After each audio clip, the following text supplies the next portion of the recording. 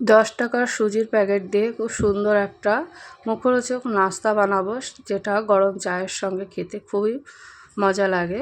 নমস্কার, আলপনা হোম কুকিংয়ে আপনাদের সকলকে স্বাগত। আমি এখানে 10 টাকার একটা সুজির প্যাকেট নিয়ে নিয়েছি, আর এখানে 3টে পেঁয়াজ কুচি নিয়ে নিয়েছি, মাঝারি সাইজের নিয়েছি, আর নিয়েছি আদা কুচি, একটু ঝালের জন্য নিয়েছি একটা লঙ্কা কুচি, আর এখানে একটু টেস্ট বাড়ানোর জন্য দিয়েছি লবণ পরিমাণ মতন, হলুদ গুঁড়ো দিয়েছি পরিমাণ মতন, আর এখানে দিয়েছি কালো জিরে।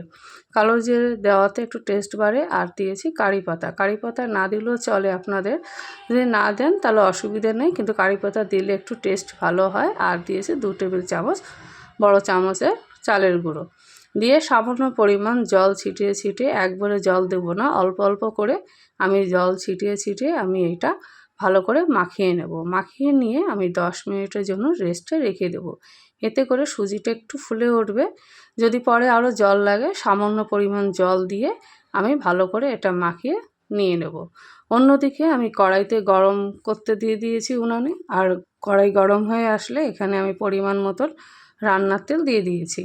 আমি এটা গোল গোল শেপ করে দিয়ে দিয়েছি। আপনারা আপনাদের পছন্দ মতন শেপ দিয়ে নেবেন, তবে গোল শেপ করে দিলে একদম এটা ভিতরে ভালোই ভাজা হয়। প্রথমে একদম ফুল আঁচ করে তেলটাকে গরম করে নিয়ে আমি মিডিয়াম আঁচে কিন্তু সব বড়াগুলো একে একে দিয়ে দিচ্ছি। তো এইভাবে সুজির বড়া একবার বানিয়ে বা পকোড়া চায়ের সঙ্গে খেয়ে দেখতে পারেন, খুবই ভালো লাগে।